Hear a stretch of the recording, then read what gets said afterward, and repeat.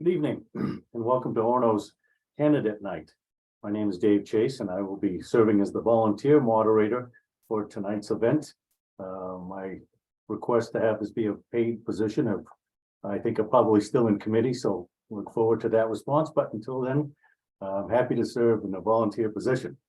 Along with the panelists, I'm participating on Zoom and as they are, or on live stream on Facebook.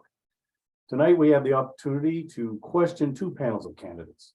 First, the candidates for the seats on the Board of Directors of Regional School Unit number 26. And immediately following that, the panel of candidates for Town Council. In the first session, you'll hear from the candidates running for two 3-year seats on the RSU 26 Board of Directors. And in the second session, you'll hear from the candidates running for also two, well, in that instance, two 3-year seats, so similar, on the Orono Town Council. As I moderate tonight's session, Zoom participants are encouraged to use the Q&A function to ask their questions of the candidates. In addition, if you're using Facebook, questions can be submitted through email at info@orono.org. So here's the format that we're going to be using for each of the sessions. A timer will be used to time the candidates' opening statements and their responses to the questions. Each candidate will have the opportunity to give a 2-minute opening statement. Candidates who are not able to join tonight's event, if we have one, we're given the opportunity to submit a statement to be read during their turn. The order of the candidates has been chosen by random draw. After the opening statements are complete, I will open the question and answer segment. I have a list of questions myself that I'll start with, but certainly be keeping an eye open for other questions that any of you might submit.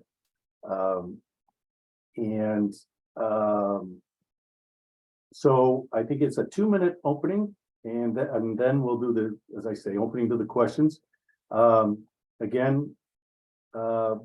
Or not again, but I'd ask that when you do submit questions, do it as briefly and succinctly as possible. Sometimes the longer it is, the harder it is to remember what the question is. So try to keep them succinct if you can. As often there's strong positions on a number of issues, important issues that involve both the town and the school, but please limit your questionings to the candidates rather than providing statements on with regard to whatever your personal opinion might be on the issue that you're asking about. Your questions can be directed toward a particular candidate or to the candidates at large. However, each candidate will have the opportunity to respond to every question asked.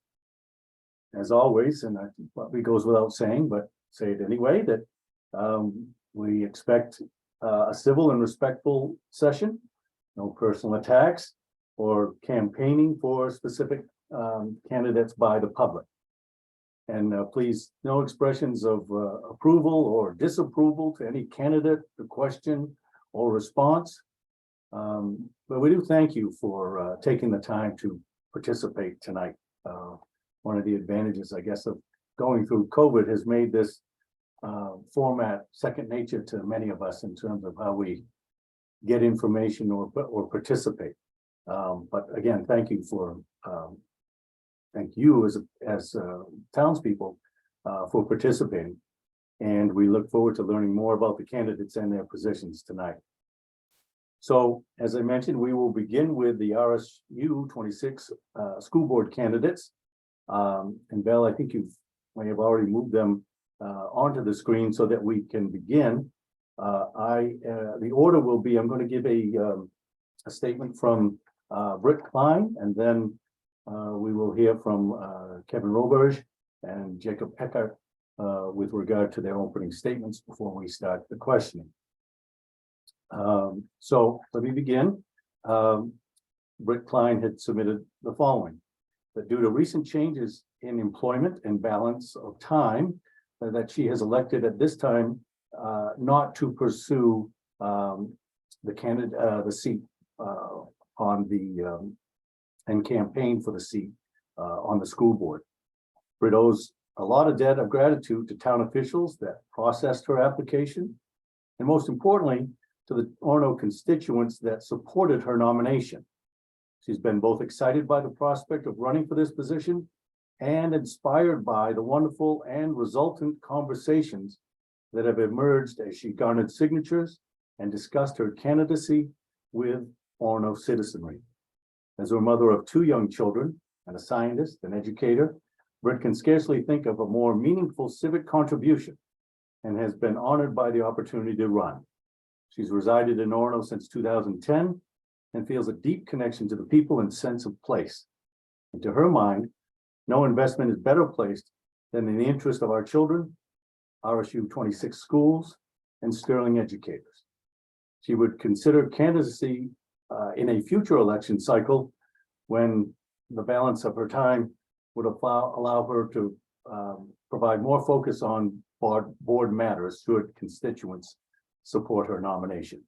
More information about Britt, including her bio, as well as those of the other candidates, can be found on the Town of Orono website at orono.org.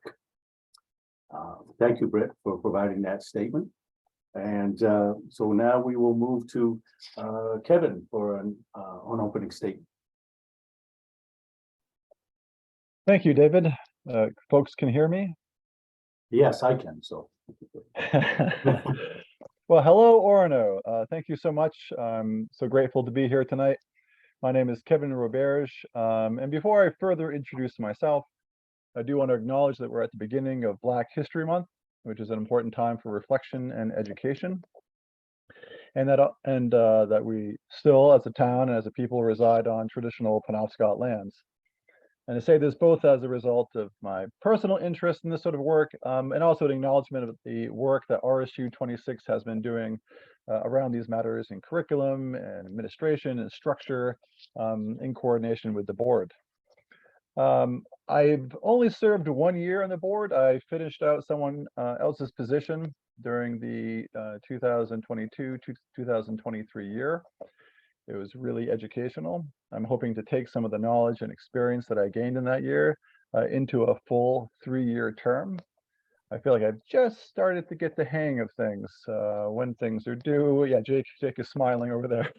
It's a little rough when you start right in March. And so I'm hoping this time to have eyes wide open. For those of you that don't know me, I'm an Orono resident, but I've been in the Old Town Orono region for easily 20 years now. The father of a whole bunch of wonderful humans aged 7 to 23, married to a wonderful woman who inspires me every day. And I'm part-time faculty at the University of Maine, where I teach courses in mathematics and also women's gender and sexuality studies. I'm honored and grateful to be part of this process, and thank you for your time. Thank you, Kevin. Jake, please. Yeah, good evening. My name is Jake Eckert. I'm running for re-election to the RSU 26 Board of Directors to continue the work that I've been part of for the last 9 years. In that time, I've spent 2 years as board chair, the past 6 years as board vice chair. I've been involved in the successful negotiation of several labor contracts, both with teachers and support staff.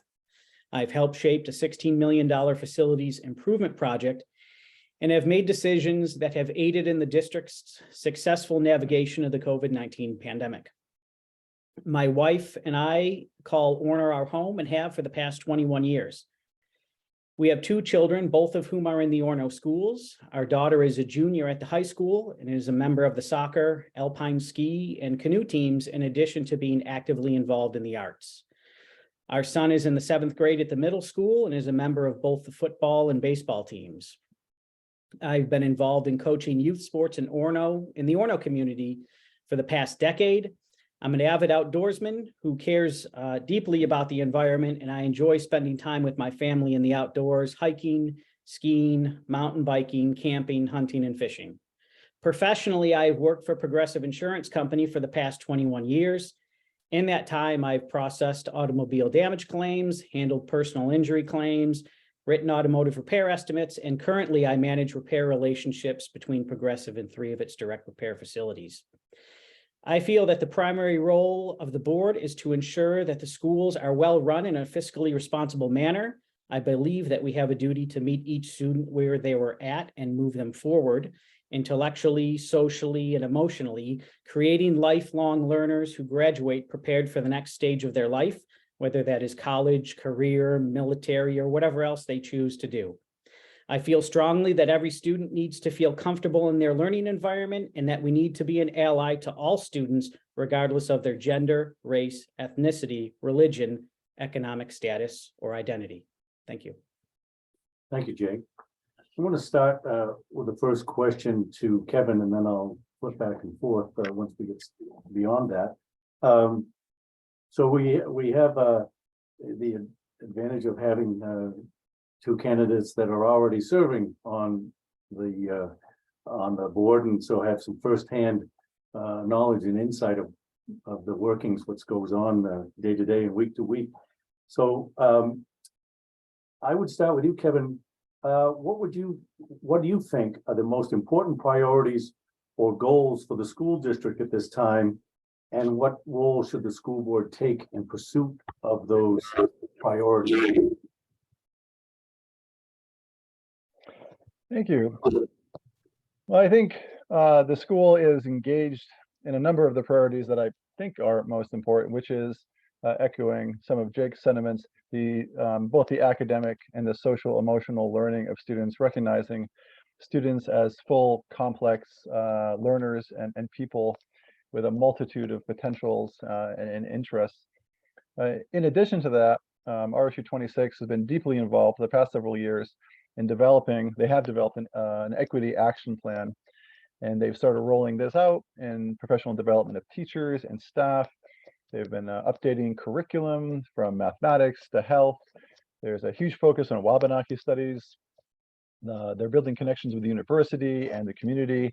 This is all work I feel is deeply important to create an inclusive and supportive educational environment, which is the goal of RSU 26. Thank you. Thank you, Kevin. Jake, the question was, what do you think are the most important priorities or goals for the school district at this time? And what's the role the school board should take in pursuit of those? Yeah, so the board Kevin knows, the board actually sets what's called, we set annual goals. So once a year, we spend time in a format where we sit down and we have a workshop and we review the goals that we had set from the prior year and how our progress is on those. And then we set about 5 or 6 goals for the upcoming year. And we do that as a collective group and agree on them and vote on them. And we actually put those on the margin of every one of our agendas.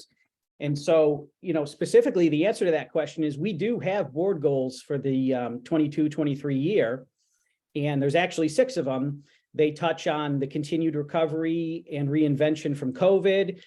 As Kevin had mentioned, the implication of the DEI action plan, facilities, construction, curriculum review, building a shared understanding and purpose and appropriate amount of work on student awards, and then work to challenge and stretch all students. So, we do have goals and we measure ourselves against those goals, and those are what our priorities for the year.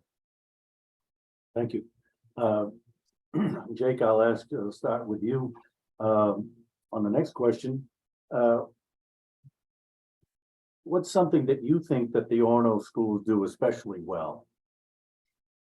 Yeah, there's a lot. And I've been fortunate enough to see a lot over the last 9 years, but 2 things that come to the top of my mind that I think the schools do really well. One of them is differentiated instruction. So I think our staff does an amazing job of meeting every student where they're at and moving them forward. And that's not an easy thing for a teacher to do, because essentially they're creating a modified lesson plan for every student. Not every student is everywhere on the learning contingency.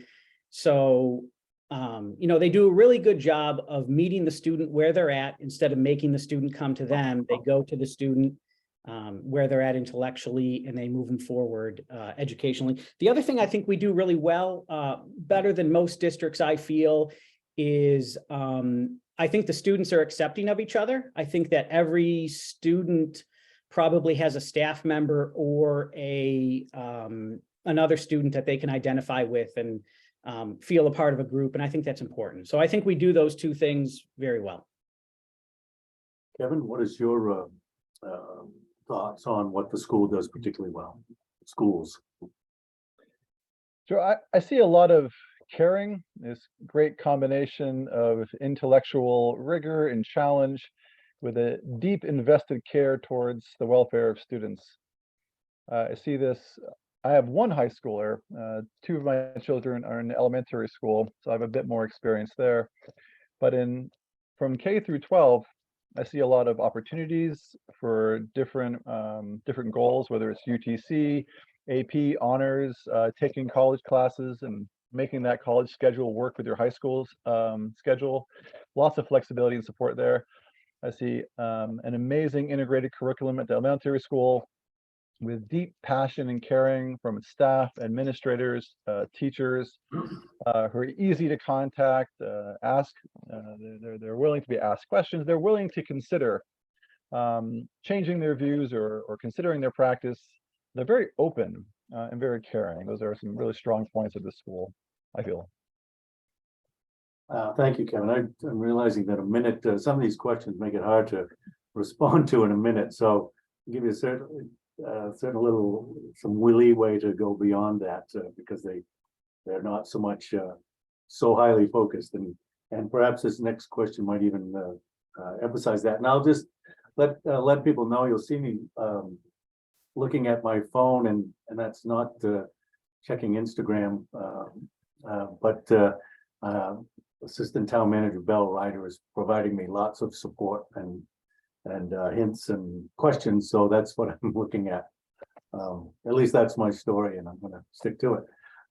So Kevin, I'll start with you on this question. What are your thoughts regarding controversies in local communities about access of certain book titles in our student libraries? Well, I'm a huge believer that libraries should be places of access, not restriction. Well, the timer's being very benefit. You can feel free to time me. You know, I feel grateful to be part of a board. I have absolute confidence in the board as it's constituted right now, that all 5 of us would absolutely refuse to pull books off bookshelves. That's not the job of the board, even though it's within our power. It's not the opinion of the administration or the teachers or staff of RSU 26 to pull books, to restrict students. We're there to support inquiry and curiosity in the world as we find it now, not as the world that maybe certain individuals may want it to be. So we are there to provide education, not restrict it. Thank you, Kevin. Same question, Jake, regarding controversies that we certainly see on the news more and more lately, it seems, of communities about access to certain book titles in the libraries. Yeah. I agree with what Kevin said. We're not in the, we're not here to access, or I'm sorry, we're not here to restrict access to books at the library. The other thing, I think we're fortunate that we hear and see about those things, not in this community. I think this community is, fairly open and fosters, students finding their own learning path. So I'm glad that, that's not something that, happens here. The other thing is it's, as Kevin said, we have that ability, but I don't feel that that's our role, right? The role of the board, in my view, is not to run the schools, but to ensure that the schools are well run. The superintendent's the one who runs the school. The administrators are the ones who run the schools, right? Our job is to just make sure that they're being well run and not to get down into those 1,000-foot view. We're more of the 20,000-foot view and making sure that things are overall going well and, don't get into those things. Thank you, Jake. Next question, to kind of follow up on the previous question, and not meant to be in a negative light, but what are there things that you think that the Orono schools aren't doing particularly well or that need improvement? Yeah. No, it's a fair question, right? If we're going to talk about what we're doing well, we should talk about what we need to improve on, because there's always room for improvement. So recently, part of the we had hired Equity Alliance of Minnesota to come in and do an equity audit and an equity action plan. And one of the things, part of what they did was they came here and interviewed our students and our staff and our parents, and you know, we were able to see the results of those. And one of the things that I found kind of surprising, and something that I think we need to improve on, is, you know, for some reason, there is a group of students that necessarily don't feel safe at school. They don't feel safe within, you know, the building walls. And, you know, I'm grateful for that audit was done. We would have probably never picked up on it before then. So I think that's something that we have an opportunity to improve on. I know administration is looking into that. I know there's a DEI, you know, action committee that is putting the, you know, the action plan into effect.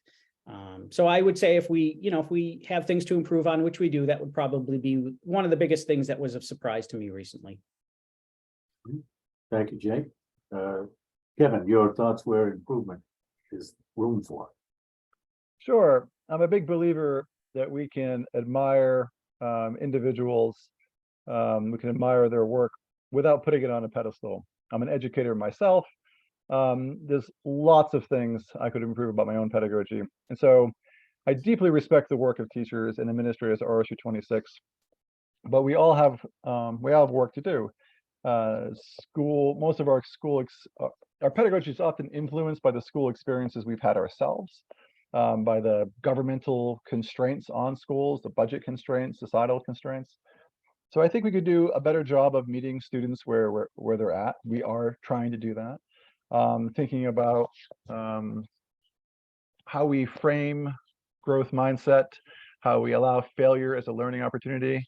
I agree with Jake that making sure students feel comfortable telling staff and faculty when and where they're safe is of crucial importance. If they can't tell us, that's really indicative of something that we need to improve.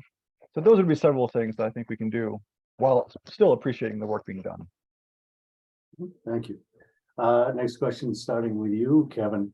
So unless the school board had bought Powerball tickets to fund the next couple of years and come up with that, so missing that $500 million input, how do you balance the responsibilities to fund the school against the responsibility to taxpayers that have to pay the tax bills every year? Sure. This is still something I'm learning about, to be sure, as one of the newest board members. I suppose I'll give credit to Jake, Mark, and Brian, who are very consistently vocal about balancing the desire to support the school with taxpayer concerns. And I think the superintendent also does that, which isn't to say that I don't, but I'm certainly newer to this, and I've had to learn how to balance my goals and desires with fiscal responsibility. I think it's about listening to all the board members, listening to the admins, the superintendent, and brainstorming. I think last year in the first budget I was part of, we found some clever ways to cut some costs or delay some expenses to, for example, hire another social worker to support the social emotional needs of students. So I think it's a lot of people coming together, brainstorming, and coming up with novel ideas to keep the budget in check. Thanks. Thank you. And Jake, given Kevin's statement, what is your the approach that you take in that balance of income versus expenses? Yeah, so the first thing I want to say is I am super appreciative of the taxpayers in this town. In the 9 years that I've served on the board, we have always passed a budget the first vote around. And we've always passed the budget with wide margins. So, you know, it's been evident to me that the taxpayers in this town really value education and support, you know, the budget. so I'm grateful for that. The other thing is, when it comes to the budget, the way I look at things are there's things that we need and we can't do without. Say, for example, a roof repair that needs to get done within the next fiscal year. And then there's the category of things that we need or want, but we can do without. And an example of that, and the board does a good job of this, there's a couple things that have come up in the budget process over the last 5 or 6 years that we have just not done. For example, math instructional coach has been something that's come up for the last 4 or 5 years as something that we've wanted to do, but it's always been cut at the end.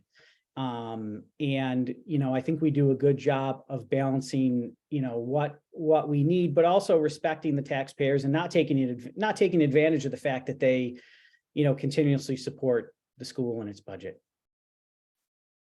Thank you. And once again, I'd encourage people, if they have questions for the candidates, to submit them. Jake, I have this question, sort of the way that we're doing the hearing now and the way that learning has changed over the last couple of years with COVID.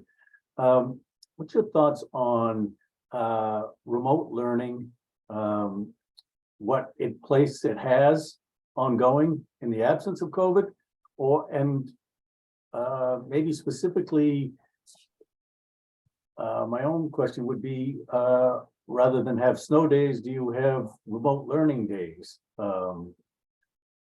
Just a question. So I'll pick it up from there. I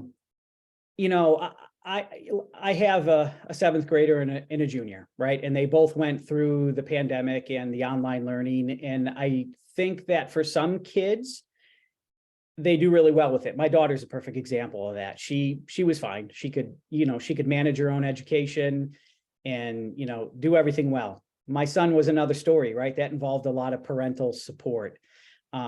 So my opinion is that education is best served in person, not remotely. I hope we don't get to a position where we have to return to remote education. And then as far as your question on snow days, something that Superintendent Higgins said, I think last year or the year before, that stuck with me is, we need to let kids be kids, right? Like when there's a snow day, my kids are excited for snow days. Even my high school is excited for snow days, right? And how many snow day memories are there, right? Like with, your parents or your siblings, and you're staying home and watching movies, or you're going outside and enjoying the snow and sledding. So, I'm not a fan of, some districts do it, of getting rid of snow days and having remote instruction on them, but that's not something I'm in favor of either. Kevin, your thoughts? Sure, I'll start with the snow day. Yeah, same opinion. Snow days are a time-honored Maine tradition that I remember from when I was a wee lad and the snow was over my head. So I'm a huge supporter of Superintendent Higgins' position here. Yeah, kids are kids. You get a day off. It's good for teachers. So no danger of me going the other way. With remote learning, I think that was an interesting experience and a really stressful one for educators. Certainly K through 12 educators, a little easier for higher education. Most of us went into that with fairly little preparation, and teachers were learning on the fly, students were learning on the fly, all while navigating the really unique circumstances of a pandemic. So I sort of withhold judgment of the capacity of remote learning because it was just such a whirlwind time. And I don't think any of us were fully prepared to use its benefits or appreciate its downfalls. Kevin, question for you, and it'll work because you're both on the board now, is that once you got on board and got in the works of it, what surprised you the most, or you could tell us as townspeople that we don't realize what the school board has to deal with, and particular things that wouldn't come to mind? Sure. I suppose one thing that I was sort of surprised about is the relatively small amount of participation there is in municipal elections in general, but also the school board in particular. And I think about 800 people voted in last year's municipal election. I think that's pretty typical. School board meetings, we might have a few members of the public show up live. I recognize that some people watch it on Zoom, recorded, but I would love to find a way to improve engagement. As someone myself who is less involved in local politics before joining the board, I recognize that I missed out on the opportunity to learn a lot, to contribute my views. So that was something I think that surprised me. I think also being aware of how well organized this board is and how unwilling they are to use the extraordinary power they have, which is something I appreciate now that I'm on the board. Okay, thank you. Jake? Yeah. So it's, obviously 9 years is a long time, but I remember when I first started, one of the biggest things that surprised me is how expensive education is. More recently, what has surprised me with the facilities project is how expensive construction is. And even before the inflation issue, with all the regulation that's involved and all the permitting and everything else that needs to be done, it shocks me, how much we spend on, construction. Another thing that surprises me is how intertwined the schedule is. In the past, the boards wanted to look into, making changes to the schedule, or even, entertaining the thought of having school start later in the day for like the high school or the middle school, right? Studies have shown that that's a better learning time for those students. But, what we find is that, things are so intertwined. For example, if you start the school day later in the fall, you run into dark at the end of the day with athletic competitions. And obviously not a lot of fields have lights around here. So it continues to surprise me, how difficult it is to, be able to do things, because they almost have to be done in concert with other districts, or, concert within our buildings. Thank you. And then one last question, unless we get some others submitted, and certainly encourage people to do that. From a financial standpoint, what would you see as the biggest unmet need or hardest to meet from a financial standpoint when you look at the budget, for instance, this year? Yeah. Facilities maintenance. And the reason I say that is an easy thing to defer. Because unless the need is screaming at you, like in the case of a roof that's leaking every time it rains, it's easy to push those things off. And I think in previous versions of the board that was done. And that kind of got us into trouble and was part of the reason that we had to put a lot of money into the schools. So, we've been more conscious to not push that off and to set money aside so that we don't get into a situation where, things have, deteriorated to the point that they can't be repaired, or they're going to take significant cost to repair. The other thing is, I never realized until I started doing this, how much of the budget is actually predetermined specifically by contractual relationships. I was looking at the budget, the budget we're in right now last night, and I added up and figured that basically 90% of the budget is already predetermined between contractual wages and transportation and energy and bond payments and stuff like that. There's really not a lot of big levers the board can pull to, greatly reduce the budget. So that's something that surprised me in the past as well. Thank you, Jake. Kevin, your thoughts on the large unmet financial need, or the financial elephant in the room sometimes in the school board meetings? Again, I am still learning, but the dollar signs on building stuff and fixing stuff are huge. And I'm still learning the very clever ways that the board has, along with bill to sort of figure out how to make things work within the possibilities that are apparent. So those are definitely the biggest dollar signs. There are plenty of things we would like to be able to do, but keeping the buildings up to date is easily the most expensive. Thank you, Kevin. And thank you both for the answers that you provided. Jake, would you like to give a closing statement? Sure. I'll just take the opportunity to thank everybody from the town that was involved in putting this together. Names that come to mind, at least through email, are Nancy Ward, and then obviously, Belle Ryder. I heard her voice earlier. She has a big part in this. And then Dave, you have a big part in this as well. And I want to thank you for that. And not only thank you for doing this, because Dave, this is actually my third candidates night. And I think that you have moderated every one that I've ever participated in, and that goes back 6 years. But not only that, you also generously volunteer to moderate our annual budget meeting every year. And so I just want to thank you.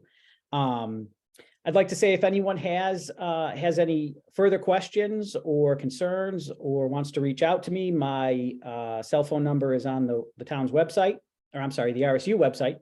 And I can be reached at my RSU email, which is jeckert@rsu26.org. So in closing, I think a lot of positive things have taken place within the district within the last decade. I think there's still a lot of work to be done. We talked about the DEI work, we talked about facilities. And, I would appreciate everybody's vote on Tuesday, March 14th, so I can continue being part of the work that's been going on for the last decade. Thank you. Thank you, Jake. Kevin.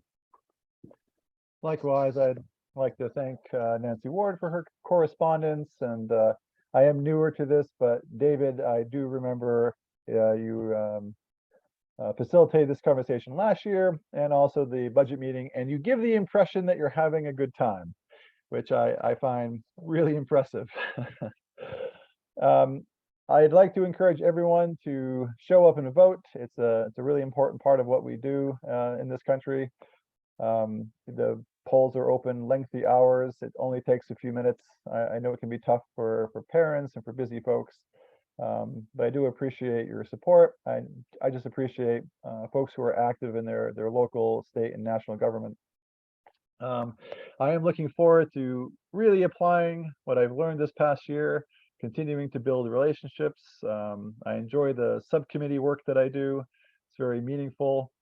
I would likewise like to encourage anyone to reach out to me as well. My contact information is right next to Jake's on the RSU webpage. I would like to hear from constituents. We do what we can. I certainly can't be a one-issue individual, but we do want to hear from you. And feel free to attend the board meetings themselves on Zoom or in person. We would love to see you, love to hear from you. There are 2 public comment spots during every meeting. So thank you everyone for this honor, for this opportunity. And I wish you well. Thank you, both Kevin and Jake. I think I've said it before, but I'd say it again. It's I can say with confidence that it's a lot easier to ask the questions than it is to answer. So that makes it a whole lot easier on me. And I do want to thank you both for running again. I don't know if you're gluttons for punishment or, and I don't think that's true. I think that running again shows a commitment to the process and to the school board, and your experience and your willingness to serve is appreciated. Thank you both. So at this point, we will take just a minute to transition over to the council candidates. But again, thank you.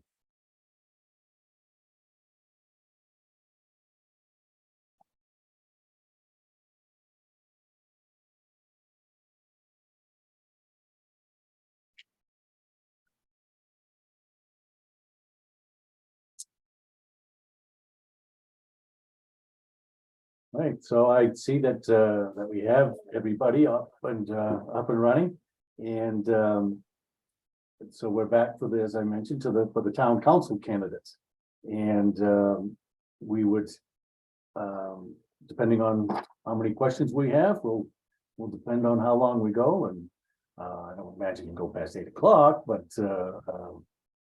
if it happened to go that long, we'd terminate at that point. But so just as a reminder, there are 2 open seats on the town council, and we do have the 3 candidates running for those 2 3-year terms.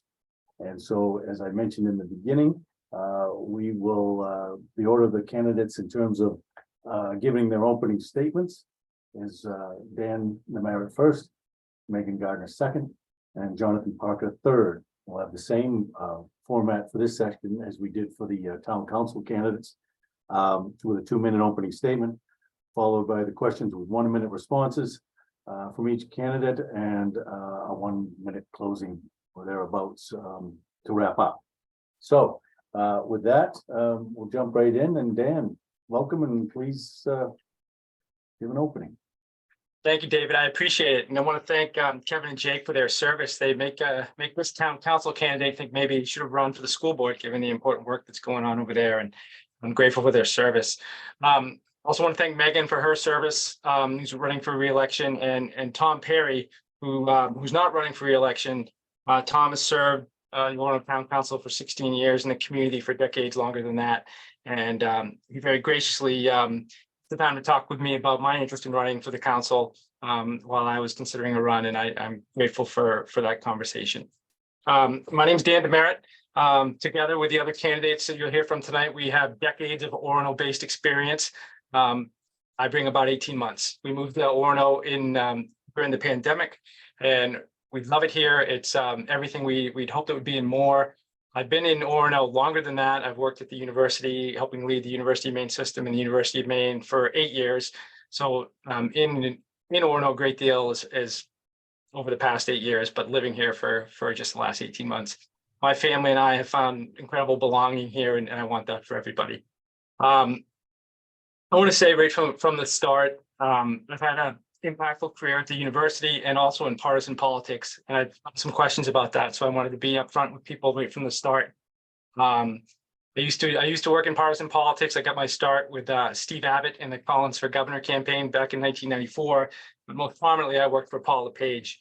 I worked for Paul for 6 months at the start of his campaign, worked very hard to help the governor understand, as I do, that governing is about bringing people together. And I didn't stay with him for very long after that, and frankly was a critic of the governor a great deal after when I left his office as a columnist. So I just wanted to share that. Orono voted strongly for Janet Mills this past November, and I think the 80% of us or so who did appreciate her approach to fighting problems and not people. So thank you. Thank you, Dan. Megan? Thank you. So when I first met my husband, he would tell me about this little town called Orono where he grew up, and it didn't sound real to me. I'm originally from the Boston area. So doors unlocked and kids like roaming around town, safe as can be, and growing up with people you'd known since kindergarten was unlike anything that I'd ever experienced. And then lo and behold, I moved here with him and found out that this was a real place exactly as described. And over the past nearly 20 years now, I've been woven into the fabric of this community, and it really feels like home. And I have the privilege of raising our daughter here, and I can't imagine her growing up anywhere else.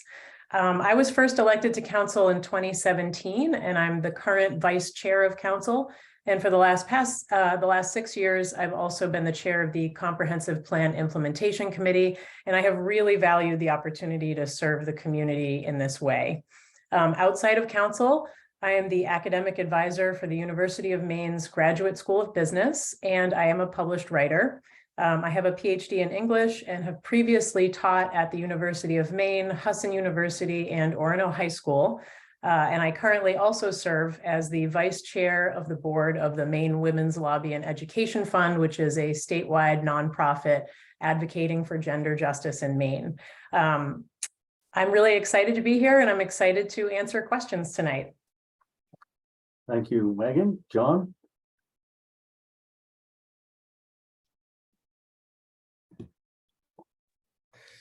Thank you, Dave. I'm John Parker. I've lived in Orono for 5 years now, but it's been part of my life since I was born. I grew up in the big town of Beasley, right on between Bangor and Orono. I'm a blue collar worker. I own a landscaping business. We employ 25 to 35 people year round. I'm very passionate about the town of Orono. I've been on the fire department here for I was on the fire department for 12 years. Went to University of Maine, grew up in the area, and just want to make sure that things continue along. As Megan's husband Corey remembers, when we were younger, running around town, don't have to worry about public safety, don't have to worry about, what's going on with their kids.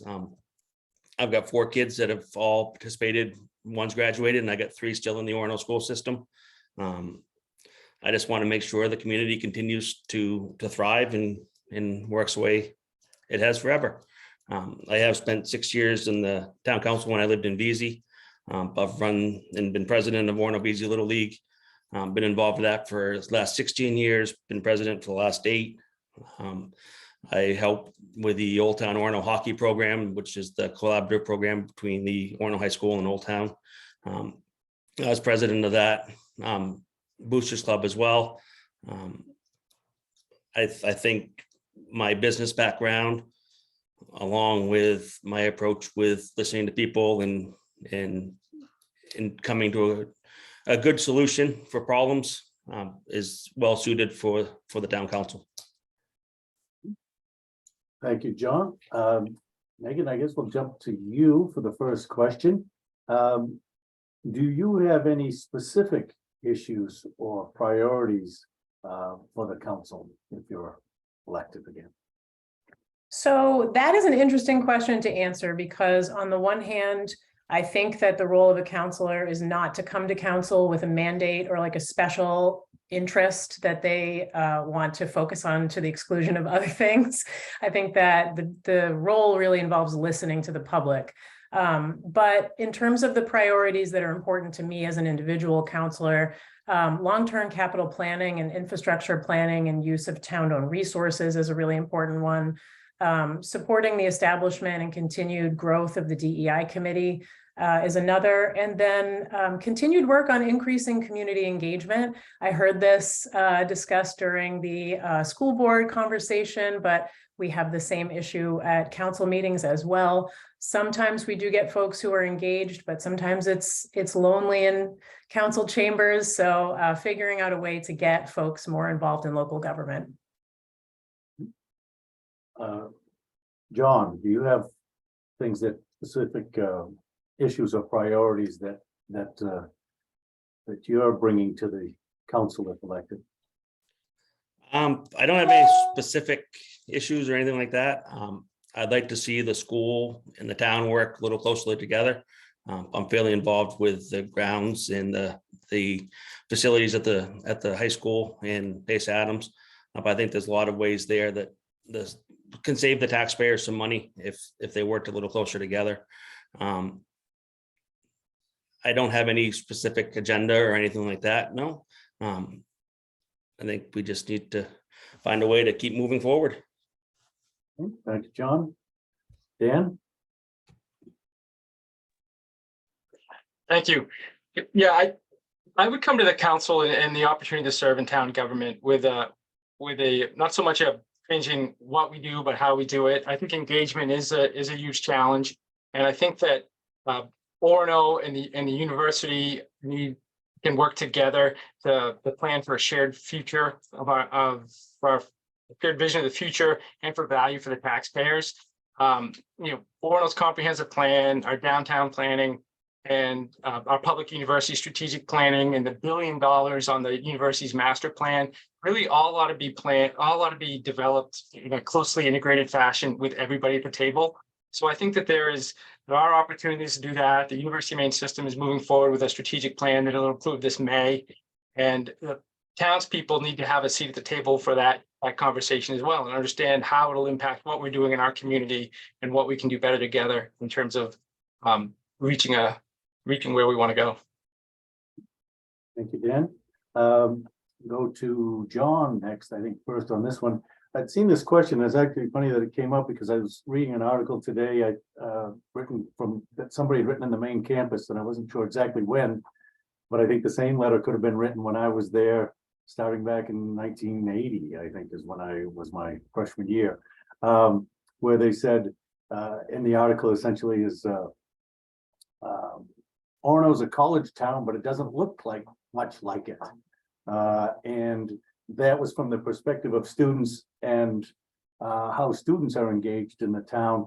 And it really wasn't meant as a slam because it said it's a great small family town.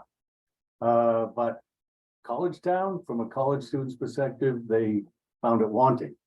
But the question is that it talks about, in addition to the long-term residents, Orono is home to thousands of students, visiting scholars and other community members attracted here by the University of Maine.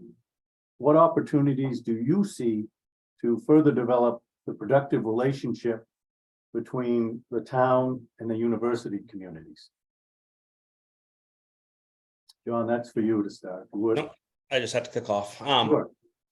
Yeah, obviously, I think there used to be a lot of interaction through the rec department with the college students, a lot of volunteer coaches, a lot of mentoring that way, not just for sports, but for the theater programs and that type of stuff. I think as the rec department continues to get reestablished and growing, I think there's a tremendous opportunity that way. There's really very little entertainment and stuff for the college kids in town. I think we need to get some more businesses geared towards them. It's really, I think I don't have enough background information really to see what the town's been doing lately on that type of growth. But I think we really need to find a way to get the younger kids involved in the community. Thank you, John. Dan? Thanks, David. I had a lot of time working with the university, leading the Together for Maine public health campaign to work with college students and really the whole college community on how we responded to the pandemic and how people got their shots and changed their behaviors to keep everybody safe. I think there's a way to reach the college community, the students in particular, and engage them more in our planning and how we move forward with what we're going to do in our downtown. Ultimately, everybody who lives in Orono, whether you go to campus or not, is impacted by the college. And I think that we have to be mindful of how we can plan together for the events and hospitality and the culture and recreation that happens at the university and in the town should be something everybody can enjoy. Interestingly, I don't care that much about rankings, but I found it odd that a group called Wallet Hub rated 415 of the best college towns in the nation, and Orono wasn't on it. Can't believe it. I can't believe there are 415 better places to live. I don't think that's true, and I think we can do a better job of working together to work on these issues. Thank you, Dan. Megan? So the town and gown relationship is super important. And I know that even over the last 6 years, I've seen so much growth in that area. There was definitely a time in Orono's history where that relationship was maybe a little bit more adversarial, but with current staff and management at the town and with the administration up on campus, there has been a lot of building of that relationship, and it is clear that it is very important to both parties. And so, all the boats seem to be moving in the same direction now, which is really encouraging. Sharing of resources is obviously an important one, and the rec pilot actually over the last couple of years, which is, I believe, the first of its kind in the nation, partnering with a university, partnering with its municipality in this way to offer rec services the way that we are trying it out. So that's really important. Oh my gosh, a minute goes so fast. I didn't even get to talk about housing. I'll squeeze it in later. Yeah, there'll be a question where you can fit that in. Let's see, Dan, I think it's your turn first on this question. I read the paper, I see it on the news that no matter what the town is, they're talking about economic growth and what they can do to get new businesses in town. So I can't imagine there's a town out there that says, oh, we're not interested in that. So as difficult as it might be, or maybe the question is a little better focused than what I've been saying, but what's your vision for economic growth for Orono? Well, I think again, as I talked about at the beginning, finding a really strong integration between the comprehensive plan that we'll do here in Orono soon, the work we're going to do, the village partnership initiative, which could inject $27 to $30 million in the downtown in Orono, is something that's a real possibility for us in the next couple of years. And then the $1 billion master plan at UMaine, like Tyler Technologies is a great example of that, where they're in Orono because they want proximity to our Research One, R1 University. And we need to be thinking about, you know, how do we zone our neighborhoods, our community, and know what the university is planning, know what the town wants to accomplish, and do those things together so we have the best fit we possibly can. And I think it's important that business owners in Orono, people that have an opportunity to really bring some more vitalization to our village, have a seat at the table as well and a part of the conversation. And I think that's a real opportunity for us that we need to get our arms around. 1 minute. Yeah, you made it. Yeah. Megan, you're on your vision of the direction of economic growth or where it comes from. So do you have some time to talk about the comp plan, folks at home? Like maybe about once a month for a year or so? You can come join the comp plan committee with us. It'll be great. So leveraging the resources that make this such an excellent place to live. We have great trails, we have water access, recreational tourism, the brewery community that we have here, and then continuing efforts towards encouraging a vibrant, walkable downtown and supporting downtown businesses. Also, housing, I have 30 seconds to get that in this time, but making sure that that we have the housing opportunities for a wider array of different types of residents in different phases of life and family configurations.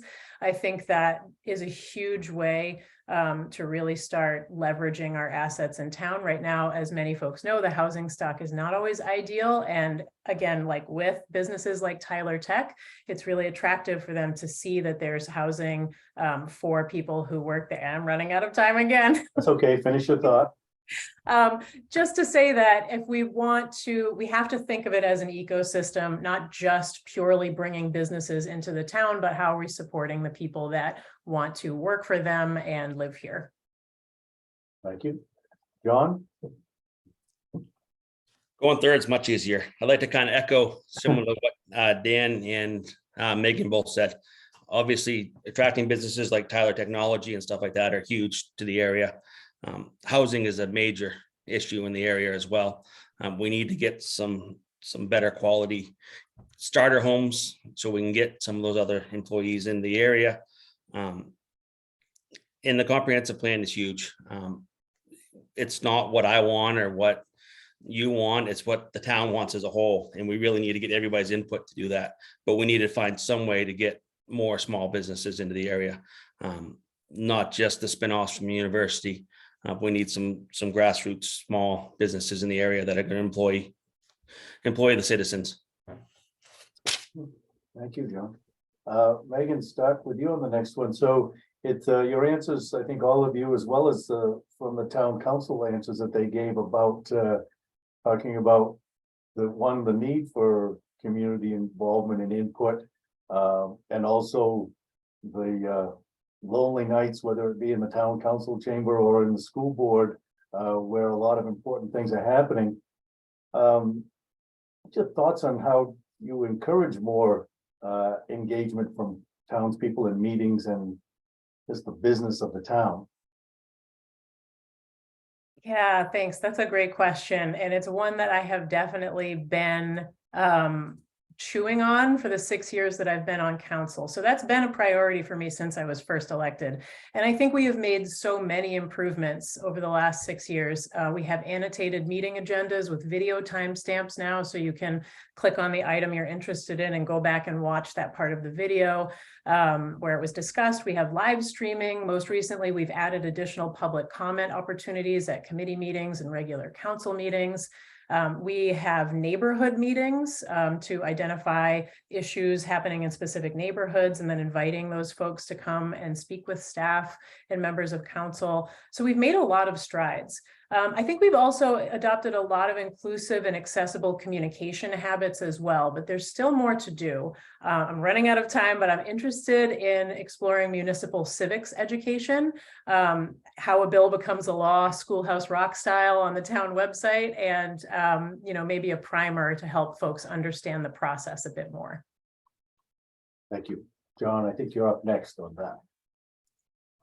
Yeah, you want to repeat the question, Dave? Just Yes, it's getting, as you mentioned in your answer before, really needing the input of the townspeople that you're Okay. going to be representing, involved in the business of the town. How do you make that happen?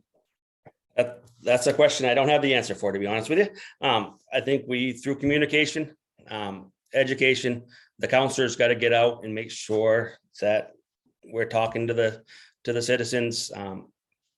I think the websites come a long ways, the Facebook Live, that type of stuff's come a long way, but really we just need to get out and be active in the community, talking to the people, make sure that they know how to access the information. I know sometimes it is hard, and I've had many people ask, how do you find out the information that you know, and things like that. So it's really hard to really navigate through the system until you really know how to use it. And I think we need some educational, some way to educate the kids and the people that get out there and really figure out how to get into the town office and participate more frequently. Dan? Spent 2 hours talking about this with 28 town councilors and city councilors in Portland last night as a guest of the Greater Portland Council of Governments, talking about trust and building trust in communications. I think communities have to take it personally. We communicate. I think we've made really good strides in terms of posting information and events like this that take advantage of technology. But people still aren't. They're so segmented and they're so busy. And the issue is so complicated that they're just not paying attention. So I think municipalities and communities that really want to drive people towards a common good and good results need to change a mindset where they come together and develop a personality and really drive that communication, invite people to be part of it. But I also think that it's important that people need to be heard. We had on Forest Avenue, the neighbors over there spent the month of December tracking cars with radar guns. They had 600, it's amazing what they got. It's important that they hear back on what the town's going to do to address their concerns. So helping people who do get engaged know that their action makes a difference is a big part of what governments need to do. Thank you, Dan. John, I think that brings you to answer this first. It's a question from the audience that acknowledges that you all three have served in local or state government in some capacity, and thanks you for that. And this person's wondering about if you could describe an example where your feedback or interaction or talking with the public while you were in office or in the groups that you were involved in perhaps changed your mind on a position that you held. If you can think of that, because I'm sure you've had plenty of feedback in your positions. Yeah, one thing when I was in the town council in BZ, we got looking, obviously I've got a background in facilities maintenance, public works type of stuff. We got looking at the little niche of BZ. There's only 2 square miles.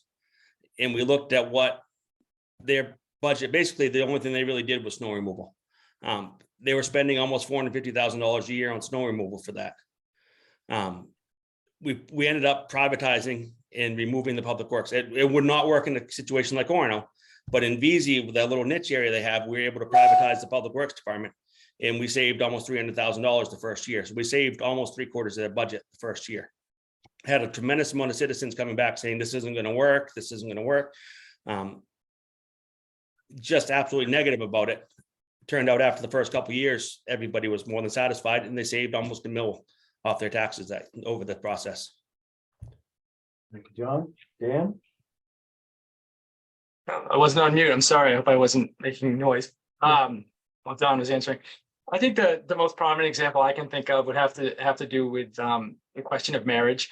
When I was not in office, but for a long time, I was on the side where I didn't understand. I thought marriage had to be one way, the traditional way, the way it always was.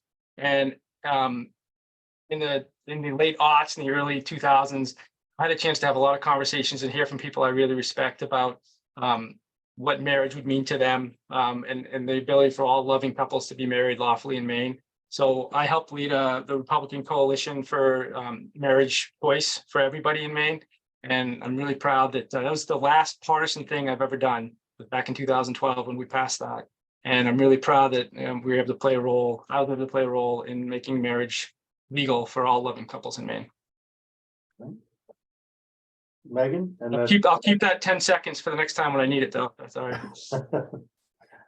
Noted. Megan? Sure. Yeah, that is a fun and interesting question because I would say that it's a struggle for me to think of a specific example because I try to make it part of my practice. So I am an opinionated person. I really do walk into situations feeling like I probably have a pretty good handle. I do know what I don't know, so I am humble in that way. But when I do have an opinion on something, I'm pretty strong about it. But one of the things that I learned very early on in council is that that it's not really about me or what my opinion is if I'm not listening to other people, whether that's going to be the other counselors in the room or the opinions of staff, or if it's going to be members of the public, either at the council meeting or at the coffee shop or at Woodman's or walking down the street with my dogs or wherever people happen to find you. I have had so many encounters with folks where I walked into the room thinking I knew what the right answer was, and then pretty quickly realizing that I hadn't considered another point of view. So I try to adopt that just as a daily practice as a counselor. Okay, thank you. I think that brings Dan up first. So it's the question is, what could be done to make the town more environmentally friendly? And one of the, probably I shouldn't throw this in there, but I just wonder about the recycling program and what's either happening in Hamden or not happening in Hamden. But I know there's much more to it than that. So what's your thoughts on that, Dan, in terms of being more environmentally friendly in the town?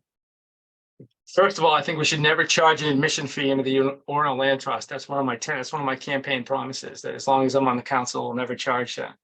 No, I think the recycling is interesting and a spot where we have an opportunity to do better. I know that we've got a environmental committee led by Councilor Cheryl Robertson, and my friend Dan Dixon serves on that. That's doing a lot of really amazing work, and I'm excited about what the leadership Orono has a chance to provide in that space.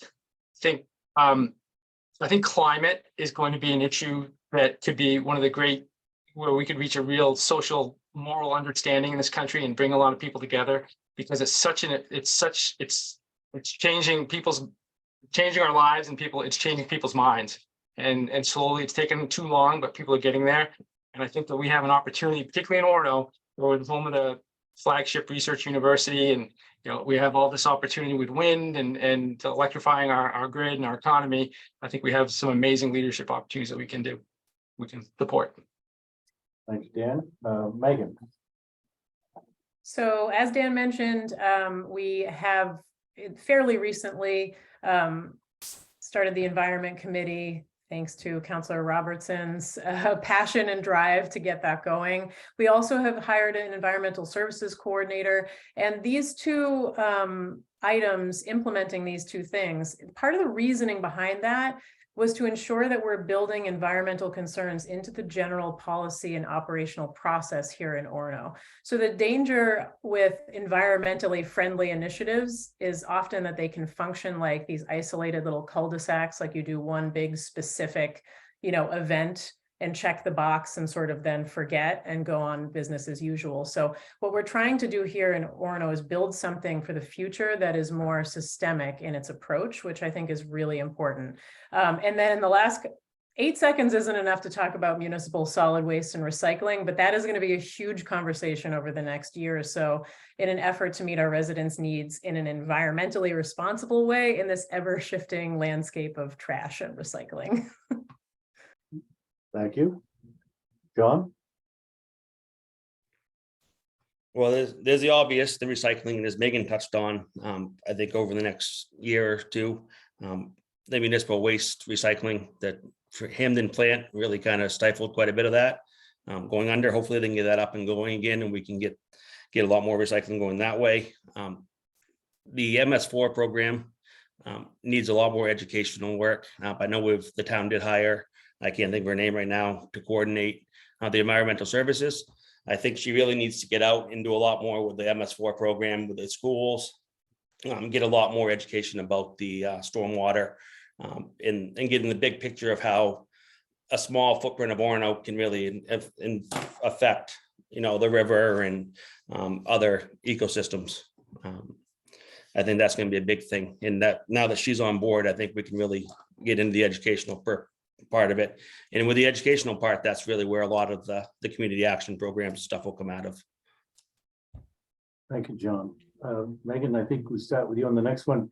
So sometimes the question is, what is the town, the thing that's some of the things that the town is doing great at? And I think that you all have talked about that in the beginning. What would you say is the thing that the town is falling short on or missing the boat on? Sometimes those are the hardest things, the problems to tackle, but or maybe there's just something out there that the town just isn't addressing that you think maybe it should in a different or better way. Yeah, that's a really tricky question, because when you have served on the council, and I'm sure the school board members would have echoed this as well, but you do have an upfront seat at like the things that from the outside look like they're not going well or they're not being addressed. There's almost always a very, very good and usually very complicated reason and nuanced reason why that is happening. So that is a tricky question to answer. But one of the things that I definitely think that I wouldn't say the town isn't doing this well, but one of the things that the town does need to really focus on, keep it a priority, is the DEI initiative. We've been working on this for the last couple of years. The work is continuing. I know that for some community members, it has not been fast enough or visible enough, but it is definitely deeply ongoing. But I do think that that's going to be a difficult thing for the town to make a priority and keep a priority in a way that the public is going to feel confident about. But that's a challenge that I'm really excited to take on. John?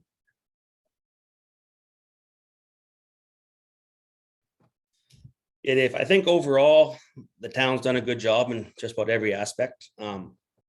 Obviously, I don't like to pay taxes. I think we need to work. We're one of the highest tax communities in the state. We need to work on a way to continue our services that we've got. But we really need to find a way to become more responsible physically and try to make get the mill rate down without affecting services. Transparency, I think there needs to be a little more transparency. I hear that a lot from people not knowing exactly what's going on in the town office and with the town employees. I'm not necessarily sure it's true, but I think through education and through just better communication, we could get a better picture of what's going on with the town and why certain things are done. Like Megan said, I'm not necessarily sure that they're wrong. It's just we need to educate people on why they're done the certain ways they're done. Thank you. Dan? Thank you. Yeah, I think we do have some opportunities to make what the town does and how it does it have more here and now relevancy for the people of Orono. I think having a service promise and an identity about who Orono is and what it does and what it prioritizes, and then having a communication plan that makes that apparent to people in ways they can understand and share with each other is an important way to get more engagement. And again, as I said earlier, I think help making sure that people feel heard when they come to the town with a concern or have questions or issues, particularly if they've taken the initiative to be involved. I've talked with as part of my diligence and I've talked with a lot of people about what their experience has been like as community leaders, business owners, and I think that we have some real opportunities to make sure people know that they have a voice, that their voice is heard, and that that they can have an impact when they come to the town, and we can all move forward together. Thank you. I would encourage questions, and I have one more here, but certainly if people want to submit some, definitely.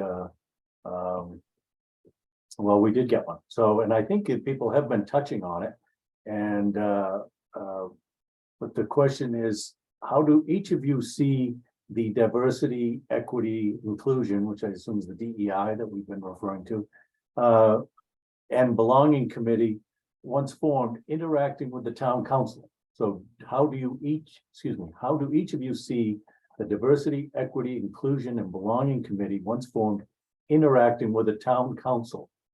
What are your hopes for these interactions or concerns? And let's see, I think it is Megan, right? I don't think so, but I'm happy No? to go first if you'd like me to. I don't. That's what I get for asking the question twice. I lose count of where I'm supposed to be. So if you don't mind. Sure. Well, I would first say that council has a charge for the committee, which does touch on some of this, how we envision the committee's role. And I would encourage everybody to go check that out. We do have a whole section of our website with the DEI information on it. But essentially, we had a lot of conversations about how this relationship would work. And I think that there were probably, for the community members who were concerned about such a committee, I think there was a concern that for some reason the committee would be dictating policy to council or to other branches of municipal government, other departments of municipal government. And that really was never the intention. The intention is to be able to have a way to see the things that we are not able to see. Historically, the members of council have occupied very privileged identities, and there is clearly so much that we're missing when we're making decisions about policy. So to have an avenue to be able to understand the things that we are not necessarily going to see and be able to make that part of our practice is really important. John, your thoughts on that? So the question is about the diversity, equity, and inclusion report. Yeah, I have not read the report. That's one of the things I haven't got to yet. Had a lot of information I've been looking through the last couple of weeks, but I have not got to that yet. Obviously, I think it is very important. I would hope that any subcommittee, and I haven't read what the subcommittee's duties are or what they're charged for, who they report to or anything like that. I would hope that we would take any information they give us into advisory, both as a council, but I would just hope that the subcommittee would not have any direction directly on to the manager or the department heads. I hope it's just a strictly advisory subcommittee. And again, I don't have the information, but I think it's very important that every voice is heard in every situation, and make sure that if there's a group out there that needs to be heard or feels they're not being heard, make sure they have a place to talk about it. Thank you. Dan. I had I guess a personal breakthrough during the pandemic when I talked to I won't say her name here, but a friend of mine who worked for the university. We talked on several occasions for a very long period of time about implicit bias. And for me, it was a real breakthrough in terms of understanding how I thought about. I've always thought, I'm a good person. I want the best for everybody, and isn't that enough? And I don't feel like I discriminate or those things. But then we had this conversation about implicit bias, and I came to understand that there are so many things that I don't understand as a I won't say middle-aged, but as a as a white man in middle-aged white man in Maine, the whitest state in the nation, there absolutely are things that I don't understand about other people's lived experiences. And to the extent that this committee could help the council understand what kind of implicit or institutional biases we have in our community, whether in the town or within our law enforcement, public safety, I think it would be a real value for all of us, for them to have an active role. Thank you. So I think we've reached the point where it's answered the questions that we have in front of us. And so at this point, to ask the people, the candidates to give a closing statement, and I think we'll start with John. Thanks, Dave. As you can tell, I'm not real good on the online Zoom meetings and stuff like that. I'm more of an in-person type of human being. I do much better in the situation of a room with a bunch of people than I do sitting behind a computer by myself. I think I have a lot to offer the town.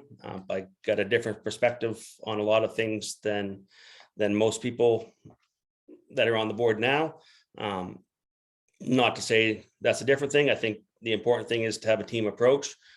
I think everybody should have a voice in the town, and I think everybody's voice should be heard, and somebody should be representing every voice that's in the community. I've got 25 years of business experience running a fairly successful business.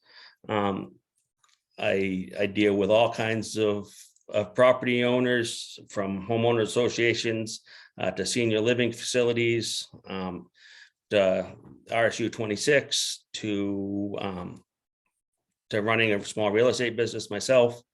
I spent many years on the Orono Fire Department, so I've got some idea of how that works. I spent 6 years on the VZ Town Council. Got a good understanding of how all that works. The budgetary process is, although Orono's charter is different than VZ's, I still think I could make a big difference for the town. And I wanted to thank everybody for the opportunity to come out here tonight and talk a little bit about it. Thank you, John. Dan. It's 2 minutes. Oh, thereabouts, yeah. All right, you let me know. So I want to thank you, David. I want to thank the folks of the town, Nancy and Belle, for putting this on. Megan and John, thank you both for running. There are fewer and fewer. There are now, the average American will spend as much time today in a hair salon or a tanning bed as they will participating in civic organizations or volunteering for a Rotary Club or a community group. It's 5.4 minutes per day. We'll spend 171 minutes on screens of some sort or another. We have a real problem in our country, our state, and our community with disengagement and polarization. I've seen some of that behavior. I've been an eyewitness to some of that behavior where people would rather fight than bring people together and govern. And it's really shaped my feelings about what institutions can do and how responsible people can act to govern, make decisions, and be responsible. And for me, whenever I think about political issues, policy issues, I think about how does this move us forward as a country? How does this move us forward? Because it's not the outcomes come and go, but we have to be able, our process has to be maintained and protected. And I think that we have, there's a lot of skepticism, but I think we have a chance if we really focus on making personal connections with the people that we live with, we make personal, and we communicate about what our priorities are, and then show the community that we deliver on those priorities and that they're being heard. It can make a difference in terms of engagement. It can make a difference in terms of people's willingness to step forward and participate. So I would like very much to see a time where we're spending more time and we have more Rotarians than we do tanning bed participants. So I'm excited about what I can do to help. I love this community. It's more than I ever thought it was going to be. I drove through it for years. Living here is an entirely different thing. And I appreciate the chance to talk with you tonight. I encourage people to visit my webpage, which is oronotogether.com, to learn more about me and to stay in touch with my campaign. And I'll see you on the campaign trail, but not this weekend because it's going to be cold. And I'm glad the library is going to be a warming center for people who may need it. Thank you. Thank you, Dan. Megan? So in my background in academia and, sitting in seminars and trying to, reach knowledge discovery, in in my experience, there are two really important ways that working with a group of people can lead to the best outcomes. One is a willingness to ask questions, and the other is testing theories. So debating, learning where your argument is strong and where it's weak by testing it against the arguments of your group members. Of course, in order for this process to work, there has to be a basic sense of mutual respect and some level of trust. Everyone at the table has to be acting in good faith. And most importantly, everybody has to be willing to listen and willing to take in and accept ideas that may not have been their own or that initially they perhaps did not agree with. And that's why I think this is such an important thing to think about when you're electing a counselor. Because their willingness to keep an open mind and approach deliberation in good faith with respect for fellow counselors and staff and for members of the public is so essential to the process if you're looking to get the best possible result for our community, I believe. And that's what I pledge to bring to the table. My first election was a snowy March night. My daughter was very young at the time. I think we'd just taken the side off her crib and she still needed me to sit with her at night while she fell asleep. So I was sitting on the floor next to her bed in a dark room when my phone on silent rang and the call came in from Shelley Crosby telling me that I'd been elected to council. And I was so excited and then immediately thought, oh my gosh, am I up to this? Because it is a big responsibility. It is a hefty time commitment, and it is a role that is best approached with careful and thoughtful consideration. I take this role very, very seriously, and I see it primarily as one of listening and learning. I don't come to council with a mandate or a specific issue, but to be able to be a voice in local government for my neighbors and give back to a community that's given me so much. So thank you for letting me speak with you tonight, and thanks for engaging in this process with the candidates. Thank you. Thank you all for participating in this annual Candidates Night Forum. I think all the candidates, certainly you have a great pool of candidates for the board and the council. And we all share the love for this community, and appreciation for this community. And it just doesn't happen. It requires the input of a lot of people, whether they're serving on the board or the council or the many volunteer positions in the town. And it requires, not to be trite, but it does require a village and a lot of input in order to make things happen. And so we do appreciate the people that put yourself out there and are willing to serve in these roles that do require a lot of time. For the rest of us out there, please don't forget to vote. It sneaks up on you, particularly when it's not tied to anything else. That it's not a presidential election, it's not a gubernatorial election. So it just kind of, if you're like me, you kind of forget if you're not careful. And so that election day is March 14th, with the polls opening at 7, going until 8 o'clock, which is usually when I show up. And it's in the council chamber. Absentee ballots are available now. So you can check out the town website at www.orono.org for more information about how to get your absentee ballot or register to vote.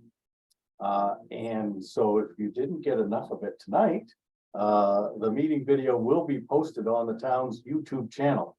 So I would encourage you to those of you that have participated, to encourage others to go there and to watch this, because I think it's provided us with some really good insight as to how the candidates, what their approaches are and their thoughts are as they run for these positions. So it does have the link for this video. And as I mentioned before, you can see the bios or statements that the candidates have posted on the town's website. So thank you again. It was good to be with you. I'll just put in, if it's not going to be a paid position for me, maybe next time we can do it from one of the breweries in town. And I mean, at least I can be there and engage you all that way. But I do enjoy the opportunity. Thank you all. And everybody have a good night. stay warm, and we'll see you around town. Thank you. Thank you, David. Thank you, everybody.